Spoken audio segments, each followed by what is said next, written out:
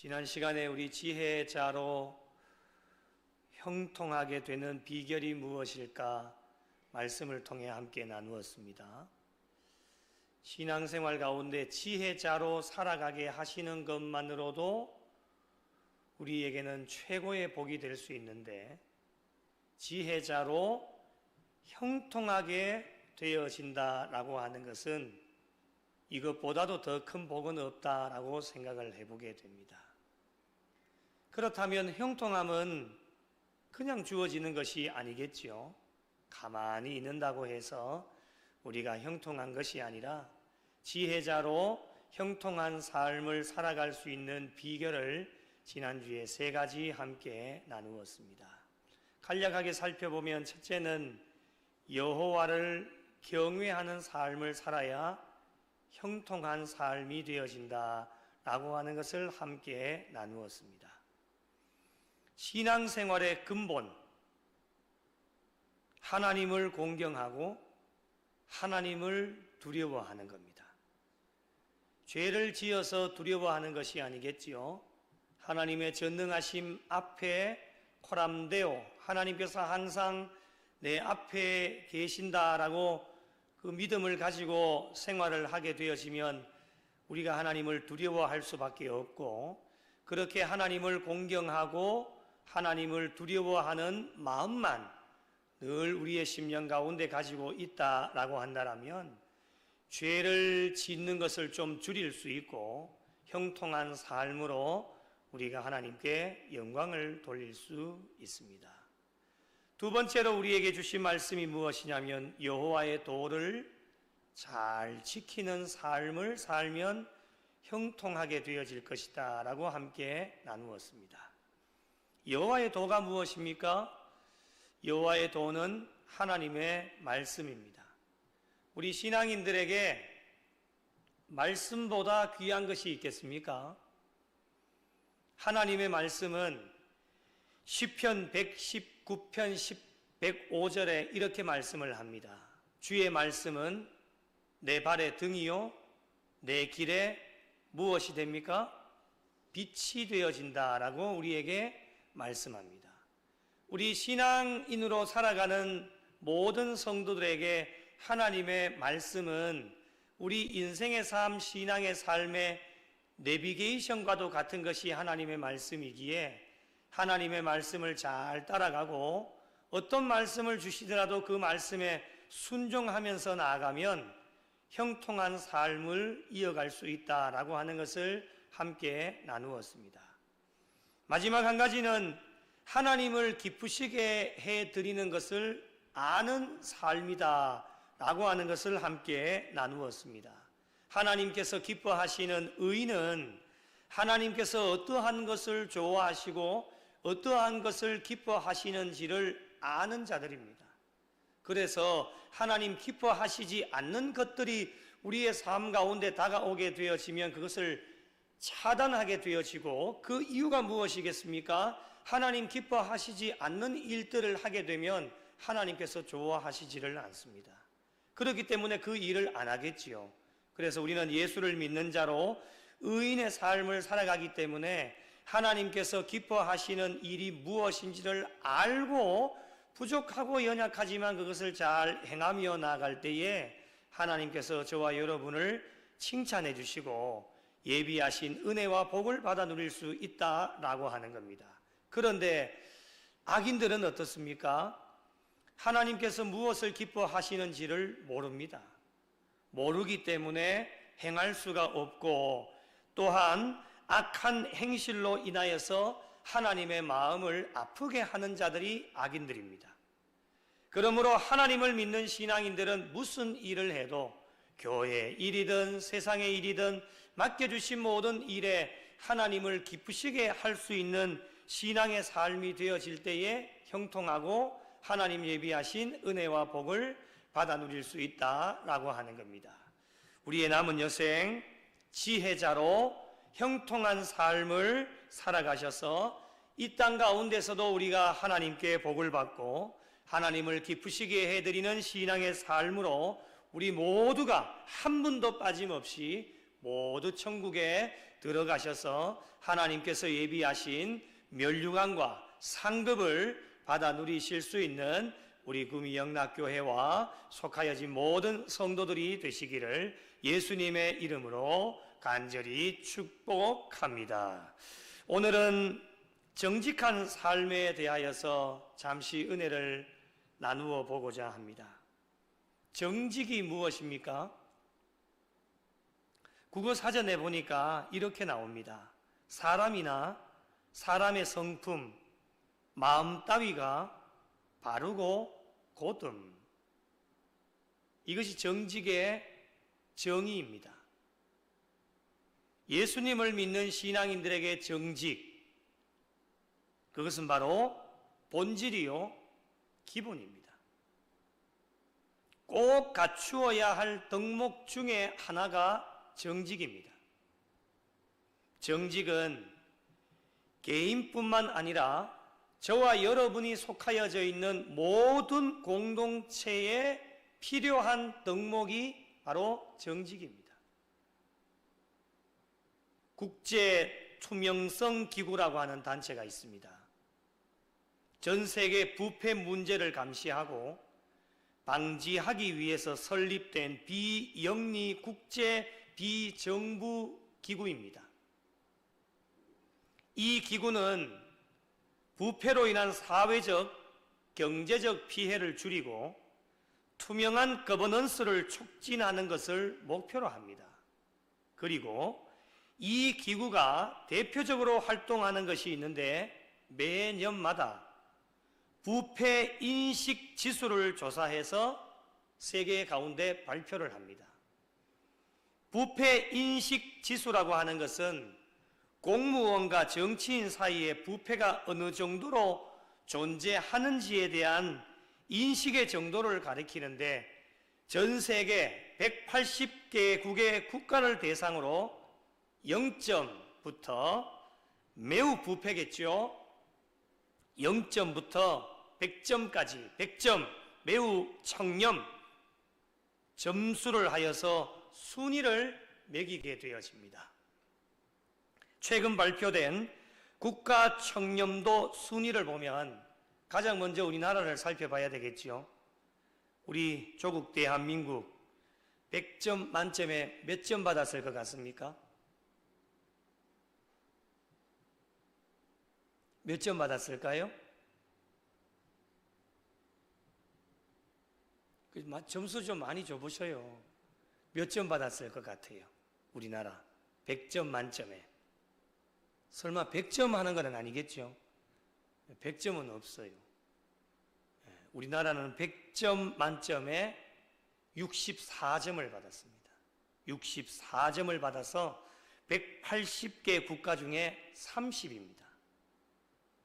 작년보다 1점 오르게 되어졌는데요. 64점도 많다고 여기실 수도 있는데 최소한의 점수가 청렴도의 최소한의 점수가 70점까지는 올라가야 된다라고 합니다. 그러면 아직도 우리나라는 6단계가 더 올라가야 될 목표가 생겼겠죠. 그래서 64점이니까 6점을 더 올라가야 최소한의 청렴한 국가로서의 평가를 받을 수 있는 점수가 되어질 수 있는데요. 그렇다면 우리의 동포 북한은 어떨까요? 북한은 100점 만점에 몇 점을 받았을까요? 거의 상상은 좀 하시겠지만 안타깝게도 북한은 100점 만점에 15점을 받았습니다. 180개 국가 중에 170위였습니다. 밑으로 10개 국가밖에 없는 겁니다. 부패가 매우 심각한 수준에 있다라고 하는 것을 점수로 반영을 해주고 있습니다. 우리나라의 주변 국가들의 점수를 보면 중국이 43점으로 76위, 러시아는 22점으로 154위, 가장 가까이에 있는 일본은 우리보다 좀 높습니다. 71점으로 20위였습니다. 그렇다면 가장 점수가 높은 나라는 어디였을까? 혹시 상상이 되십니까? 가장 점수가 높은 나라가 어디였을까요?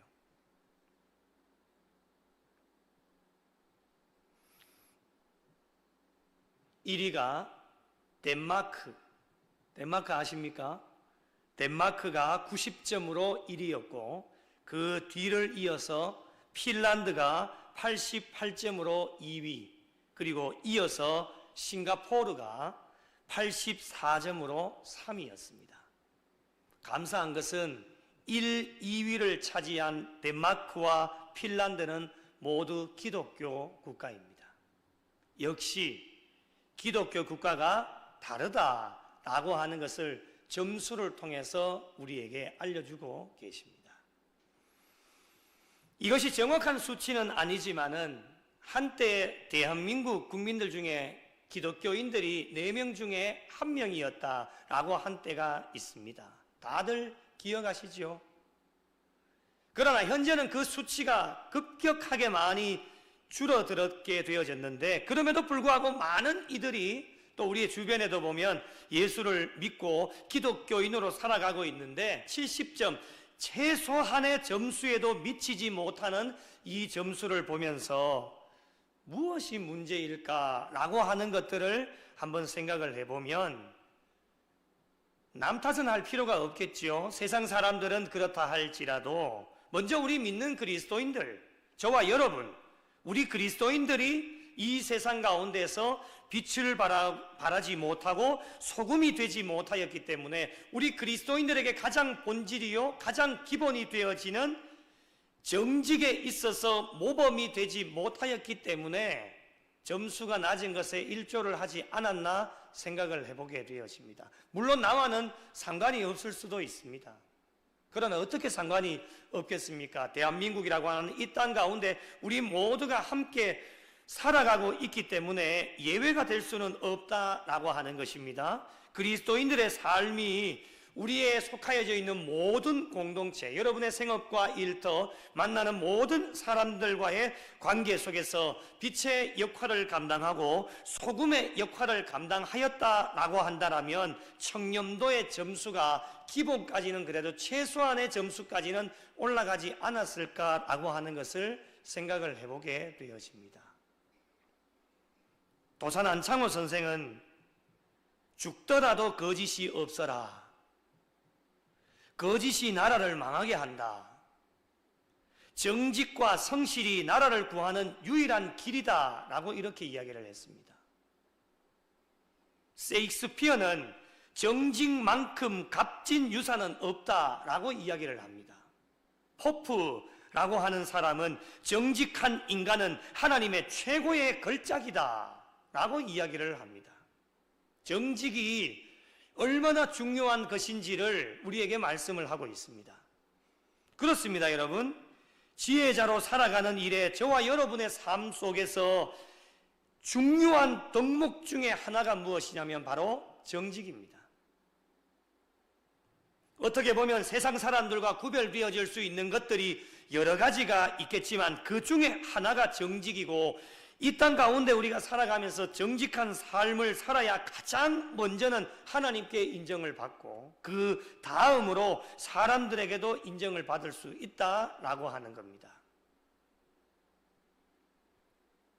성령 충만함을 잘 이어가서 많은 사람들에게 우리 주일에도 나누었던 것처럼 예수가 하나님의 아들이심을 전파하라, 하나님의 명령, 막중한 사명을 저와 여러분에게 허락해 주셨는데 나 자신이 정직하지 못하면 저희가 전하는 복음을 받아들일 사람은 아무도 없습니다.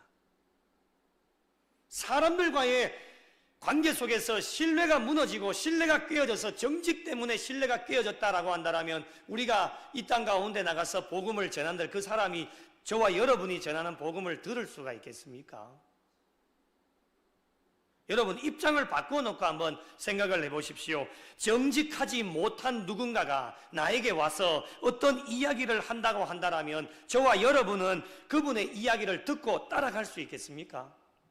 저 사람은 분명 정직하지 못한 사람이다 라고 하는 것을 나와 모든 관계에 신뢰가 깨어진 사람인데 그 사람이 나에게 와서 어떤 이야기를 한다 하더라도 우리가 그 사람의 말을 믿고 따라갈 수 있냐 말입니다. 아무도 따라가지 않을 겁니다. 그렇다면 우리가 왜 정직해야 되겠습니까? 그 이유는 아주 간단합니다. 하나님께서 정직하시기 때문이고 하나님께서 모든 일을 정직하게 행하시기 때문에 저와 여러분은 정직해야 됩니다. 다른 이유가 없습니다. 그러므로 저희들이 모든 일, 교회 일이나 세상의 일이나 어떤 것이라도 정직하게 행해야지만 하나님께 영광을 올려드릴 수 있습니다. 또 하나, 저희들의 인생의 삶, 신앙의 삶에 정직해야 될 이유를 하나님의 말씀에서 한번 찾아보면 역대상 29장 17절에 이렇게 말씀을 합니다. 조금 길지만 같이 한번 읽어보겠습니다. 시작. 나의 하나님이여, 주께서 마음을 감찰하시고 정직을 기뻐하시는 줄을 내가 아나이다. 내가 정직한 마음으로 이 모든 것을 즐거이 드렸사오며 이제 내가 또 여기 있는 주의 백성이 주께 자원하여 드리는 것을 보니 심히 기쁘도소이다. 아멘. 말씀을 요약하면 이렇습니다. 역대상 29장 17절의 말씀이 길지만 요약하면 하나님께서 복을 주시는 자는 정직한 자에게 복을 주신다. 이렇게 요약을 할 수 있습니다. 당연한 것 아니겠습니까? 그리고 전도서 7장 29절에는 이렇게 말씀을 합니다. 내가 깨달은 것은 오직 이것이라. 곧 하나님은 사람을 정직하게 지으셨으나 사람이 많은 꾀들을 낸 것이니라 라고 이렇게 말씀을 합니다. 하나님이 저와 여러분을 어떻게 창조하셨다고요? 정직하게 창조하셨습니다. 그렇기 때문에 여러분, 사람은 정직하게 행하는 것이 마땅합니다. 하나님께서 저와 여러분을 창조하실 때에 정직하게 창조하셨기 때문에 마땅한 본분은 정직을 행하는 겁니다. 그게 마땅한 일입니다. 하나님께서 저와 여러분을 악하게 지었지 않으셨지 않습니까? 정직하게 지으셨다라고 분명하게 말씀하셨기 때문에 저와 여러분의 모든 삶은 정직해야 됩니다. 정직하게 행해야 하나님의 창조 목적대로 살아내는 겁니다. 정직하지 못한 것은 하나님의 잘못이 아니라 사람이 자기의 머릿속에 꾀를 내는 겁니다. 하나님이 잘못한 것이 아닙니다. 내가 왜 이렇게 정직하지 못할까? 내가 왜 이렇게 잘못하고 있을까? 하나님께서 왜 나를 이렇게 창조하셨을까? 하나님에게 잘못이 있는 게 아닙니다. 하나님은 분명 정직하게 창조하셨지만 인간이 사람의 머리로 꾀를 내었기 때문에 정직하지 못한 삶을 살아가게 되어지는 겁니다. 하나님께는 아무런 잘못이 없는 겁니다. 성경을 묵상하다 보면 하나님께 복을 받은 자들, 하나님께 귀하게 쓰임받은 자들의 모든 사람들의 공통점 중에 하나가 무엇이냐면 바로 정직입니다. 요셉 정직했죠? 사무엘 정직했습니다. 많은 사람들이 좋아하는 다윗 정직했습니다. 욥을 하나님께서 어떻게 평가합니까? 욥기 1장 1절에 이렇게 말씀합니다. 같이 한번 읽어보겠습니다. 시작. 우수 땅에 욥이라 불리는 사람이 있었는데 그 사람은 온전하고 정직하여 하나님을 경외하며 악에서 떠난 자더라. 아멘. 할렐루야. 저와 여러분이 이런 평가, 욥처럼 하나님께 이런 평가를 받을 수 있다라고 한다면 얼마나 좋겠습니까? 다른 거 다 빼고 내가 조인호 목사를 보았더니 정직하였더라. 우리 마지막 하나님 심판대 앞에 갔을 때에 우리는 어떠한 평가를 받았으면 좋을까? 여러 가지 많은 평가들을 하시겠지만 가장 듣기, 오늘 말씀에 집중해서 본다라면 가장 듣기 좋은 평가는 너 이 땅 가운데 살아가면서 참 정직하게 살았구나. 마지막 하나님 심판대 앞에 서서 우리가 하나님께 이런 평가를 받을 수 있다라고 한다면 얼마나 좋겠습니까? 그런 평가를 받으려면 우리 이 땅에서의 삶이 어떠해야 되겠습니까? 정직하게 살아야 됩니다. 그것이 하나님께 영광 돌리는 일이고 하나님을 기쁘시게 해드리는 일이다라고 하는 겁니다. 신약의 삭개오를 기억하시죠? 예수 만나기 이전에는 세리장애로 남의 것을 빼앗는 정직하지 못한 사람이었습니다. 그런데 뽕나무 꼭대기에서 예수님을 만나고 난 이후에 그가 어떻게 고백을 합니까? 누구의 것을 속여서 빼앗는 일이 있으면 내 갑절이나 갚겠다라고 고백을 합니다. 그렇게 고백한 이유가 무엇이겠습니까? 앞으로는 정직하게 살겠다라고 하는 삭개오의 고백이었습니다. 복음의 사람 사도 바울도 정직한 사람이었습니다. 오늘 저희가 한 절의 말씀을 읽었는데요, 오늘 말씀을 한 단어로 줄여보면 그것은 바로 오늘 말씀의 주제인 정직입니다. 속이는 저울, 공평한 추. 속이는 저울은 정직하지 못한 것이고, 공평한 추는 정직한 것입니다. 속이는 저울과 공평한 추를 하나님께서 어떻게 평가하시느냐? 오늘 1절 말씀을 다시 한번 보시겠습니다. 속이는 저울은 여호와께서 어떻게 하십니까? 미워하십니다. 여러분, 하나님께 미움을 받습니다. 너무 안타깝지 않습니까? 신앙생활하고 예수 그리스도를 믿고 신앙생활을 하는데 우리가 하나님께 미움을 받습니다. 우리는 하나님께 사랑받아야 될 존재들인데 어떤 사람을 미워하십니까? 속이는 저울을 가지고 있는 사람. 속이는 저울은 여호와께 미움을 받게 되어지지만, 공평한 추는 어떠한 평가를 해주십니까? 그가 어떻게 하십니까? 기뻐하십니다. 하나님 앞에 기쁨이 되어진다, 우리에게 말씀을 합니다. 여러분, 속이는 장사보다 하나님을 노엽게 하는 것은 없습니다. 오늘 말씀에 속이는 저울이라고 하는 것은 사람들과의 만남에서 부당한 행위를 하는 것을 말씀하고 있는 겁니다. 부당한 행위.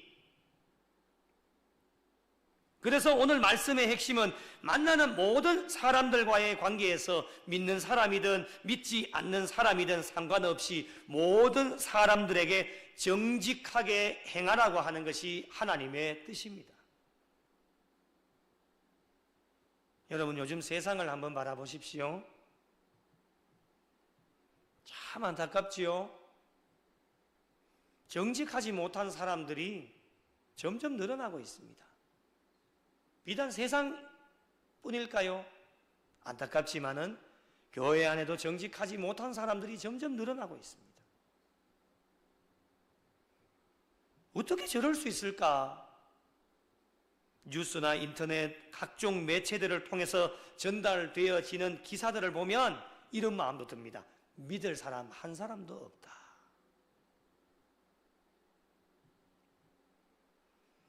돈 앞에 장사가 없다라고 많은 사람들이 말을 하는데, 돈만 벌면 되니까 수단과 방법을 가리지 않고 정직하지 못하게 부당하게 돈을 벌려고 하는 사람들이 점점 많아져서 이제는요, 이것이 그들의 삶 가운데 너무 익숙해져서 사람을 속이는 것은 아무렇지 않게 여기고 습관이 되어지다 보니까 이제는 그것이 죄가 되지 않는다라고까지 생각을 합니다.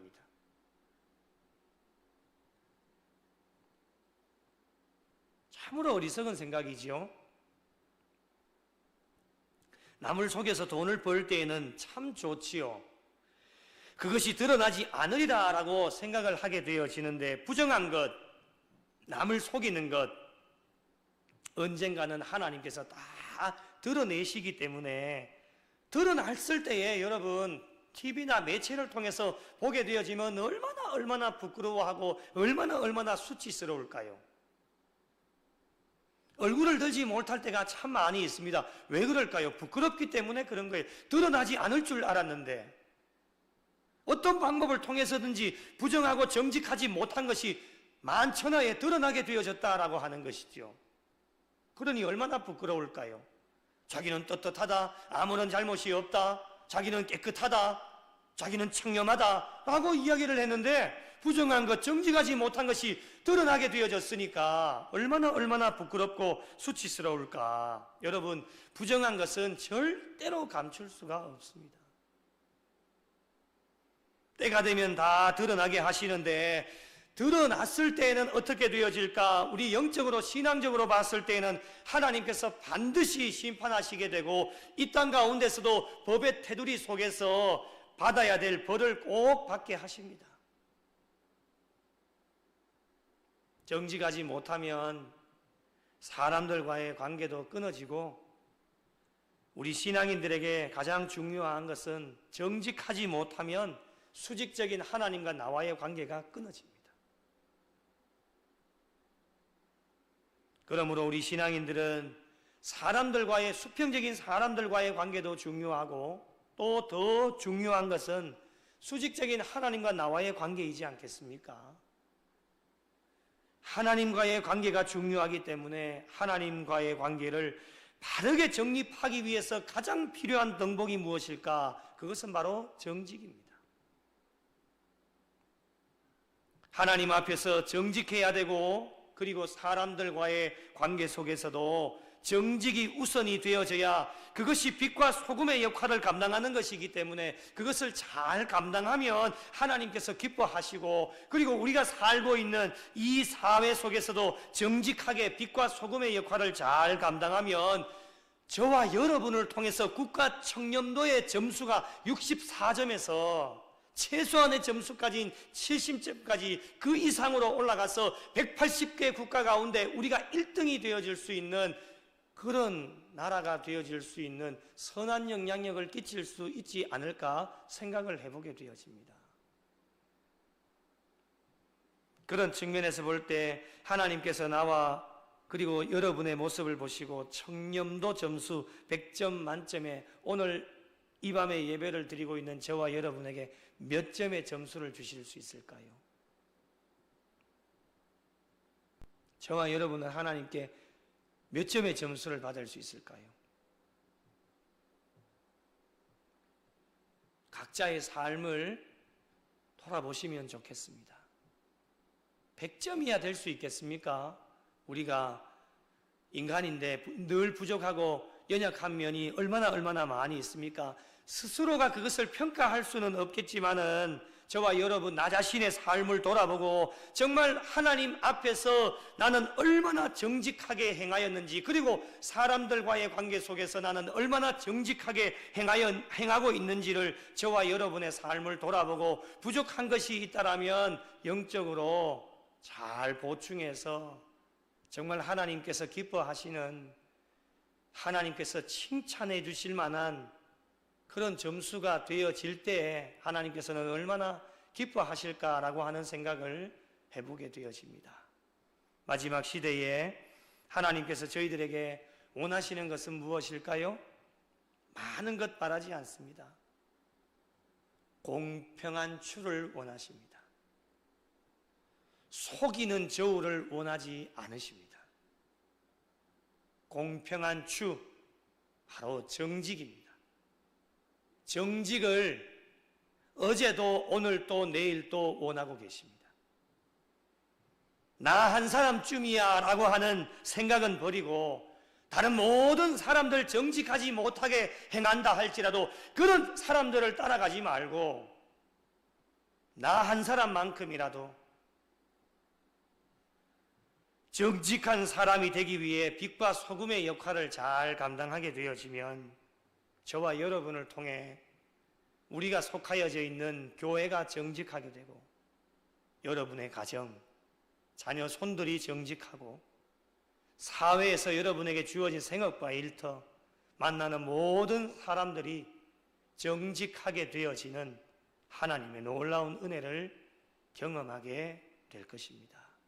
남은 여생 모두가 정직하셔서 하나님을 기쁘시게 해드리고 모두가 정직한 삶으로 하나님께 영광이 되고 정직한 삶으로 모두에게 모범이 되어져서 죽어가는 많은 영혼들 주님께로 인도하는 일에 부족함이 없도록 남은 여생 주님 앞에 가시는 그날까지 빛과 소금의 역할을 잘 감당해서 정직한 삶으로 하나님께 영광 돌리고 하나님을 기쁘시게 해드리실 수 있는 우리 구미 영락교회와 속하여진 모든 성도들이 되시기를 예수님의 이름으로 간절히 축원합니다. 두말 없는 세대 가운데